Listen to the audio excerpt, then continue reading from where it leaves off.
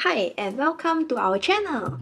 At the start of our Europe trip, we mentioned that the plan is for us to visit a total of 14 countries.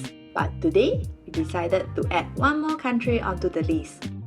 A few days ago, we found out that Munich is actually really near to Salzburg, Austria. And as we had really fond memory of the place when we visited back in 2019, we decided to make a trip back there.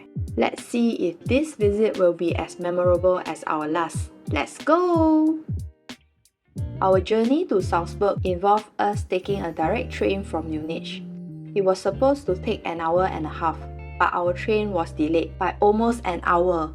When we finally got to Salzburg, it began to rain, and so we decided to drop our original plan of visiting Entersburg and Hellbrunn Palace.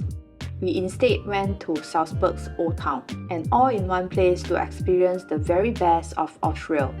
During our last trip to Salzburg, we pretty much covered most of the attractions within Salzburg's Old Town: Mozart's birthplace, St. Peter Abbey, Hohen Salzburg Fortress, Domquartier Salzburg, Mirabell Palace, and Mozart's residence.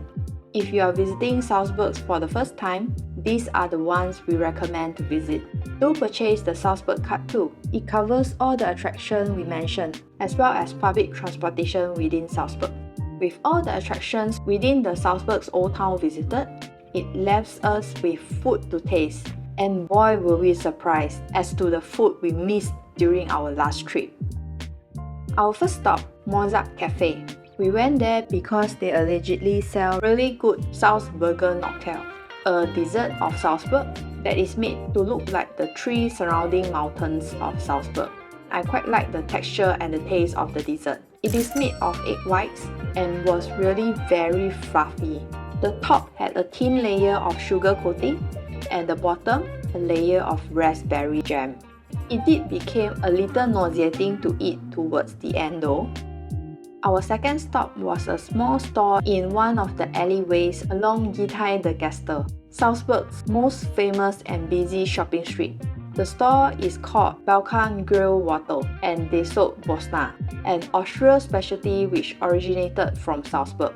Bosna is toasted bread stuffed with two sausages topped with spice powder. The store had a very long queue and we were in the queue for about 30 minutes. We initially wanted to get only one, but as we queued for so long, we ended up getting one each and it was the best decision ever. They were really good. The bread were really well toasted and the sausages were not really salty. The spice powder and the mustard complement the bread and the sausages really well. We would have eaten another one if we didn't need to queue again. Next stop, Cafe Konditorai first. The reason why we went there was because they were the originators of the famous Mozart Kugel, a chocolate ball with pistachio filling inside sold all around Salzburg's Old Town. Our original plan before we entered the cafe was to just purchase their Mozart Kugel, but after we saw the desserts they sold, we ended up dining in the cafe. We tried a slice of their Sachertorte, a chocolate cake with thin layer of apricot jam, and a slice of their Linnertorte, which was like a marmalade tart. To be honest, the desserts, including the Mozart Kugel, were only average tasting, but it was still a good experience to be dining at the cafe. When we were done having our desserts, we spent the last hour taking the sights of Salzburg Old Town while making our way back to the train station.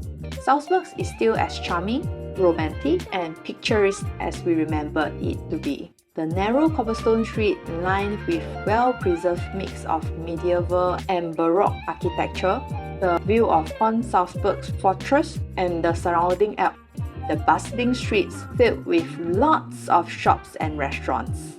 We really wish we stayed more than a day. I guess this means that we will have to come back again. That is all that we have for this video. Thanks for watching and we will... Oh wait! Our journey back to Munich was, well, a rather unexpectedly interesting one. What started as a normal journey back to Munich was met with an unexpected problem. When we passed the border near the town of Traunstein, our phones started buzzing. A World War II bomb was discovered near our vicinity.